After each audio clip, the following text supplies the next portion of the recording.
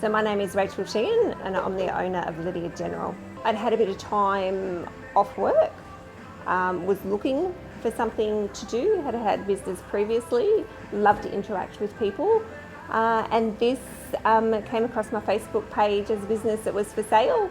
The location was amazing, the parking was really good for Ballarat, and it just happened to be the right fit for me and my family at the time that we decided to go ahead and buy it. And probably the one thing that people comment on is how we make the customer feel when we're here. Coming into the cafe, to me, we try to create an environment that was like coming into a house and sitting at the kitchen table. So we make a point of getting to know people's names, their dogs' names, just, I suppose, a familiar environment that's just really comfortable to be in. I think COVID made the Ballarat locals realise how important it is to keep business in Ballarat, and that if we don't support local businesses, then they just won't be here. So for us to be a local business, we want to have that follow through so that we're supporting other local businesses in the produce and the products that we use. So on the menu, so we sell a lot of eggs, so Millbrook free range eggs. We do local bacon, local chorizo, local ham.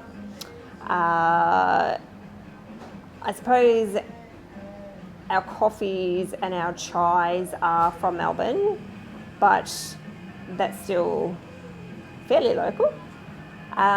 We use Grounded Pleasures chai and hot chocolate, so that's the local Ballarat brand, beautiful product. What else do we sell in our gift section? Jewellery that's locally produced, so your Coinkyding is made by a lady called Tegan. So we're located in Soldiers Hill. Like, we're a destination store, so we're sort of a store in the middle of a neighbourhood. And that neighbourhood supports us really well.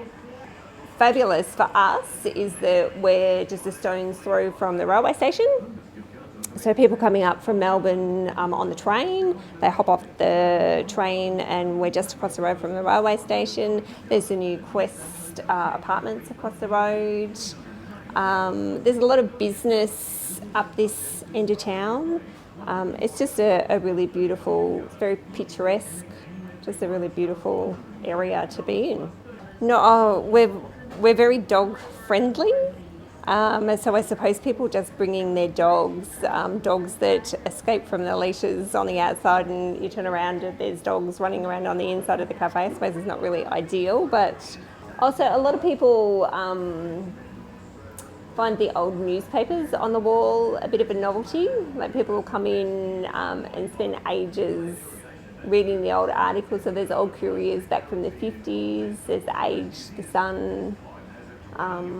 They're always a bit of a hit. It's funny, every now and then you'll get somebody who actually knows somebody who's in some of the pictures. A lot of people ask if it's like wallpaper, but it's the real papers from the day, so they've kept quite well. I think it's really important to know what's been here previously to get to where we are today. So out in the back room we've actually got 8 shop front pictures of what it's been throughout its time, and people ask the history of the building. So that's very interesting. So it started off as a confectioner and general grocery store. The amount of people who come into the store to see what we've done different to the owner before, and a lot of older people who will come in and tell their stories from when they used to come into the business when they were little kids, is really interesting. It was a greengrocer.